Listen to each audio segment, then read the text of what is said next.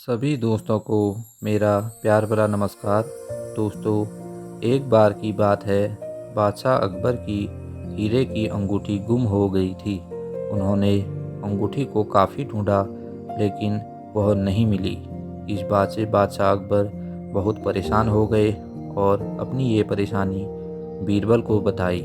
बीरबल ने अकबर से पूछा, महाराज, आपको याद है कि आपने आखिरी वक्त वो अंगूठी कहाँ उतारी थी? कुछ देर सोचने के बाद अकबर ने कहा, जब वह नहाने जा रहा था तो उसने अपनी अंगूठी उतारकर अपने कक्ष के संदूक में रख दी थी, लेकिन जब वह नहाकर वापस आया तो अंगूठी वहाँ नहीं थी। तो बीरबल ने कहा, महाराज, आप अपने कमरे के संदूक की एक बार अच्छी तरह से तलाशी करवाएं, अंगूठी यहीं कहीं होगी।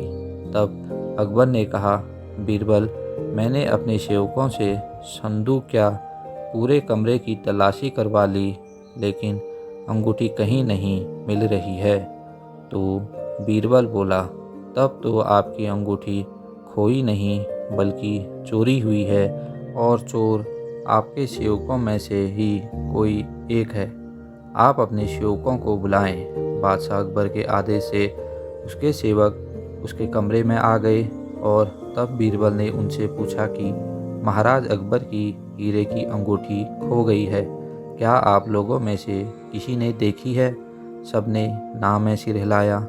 तब बीरबल ने कहा, लगता है अंगूठी चोरी हो गई है और महाराज ने अंगूठी अपने संदूक में रखी थी। अब उनका संदूक ही बताएगा कि अंगूठी किसने चोरी की है। अब बीरबल संदूक के पास गया और संदूक पर कान लगाकर कुछ सुनने की कोशिश करने लगा, मानो संदूक उससे कुछ कह रहा हो। और थोड़ी देर बाद वह सेवकों के पास आया और बोला, संदूक ने मुझे बता दिया है कि चोर कौन है, और जो चोर है उसकी दाढ़ी में घास का एक तिनका फंसा है।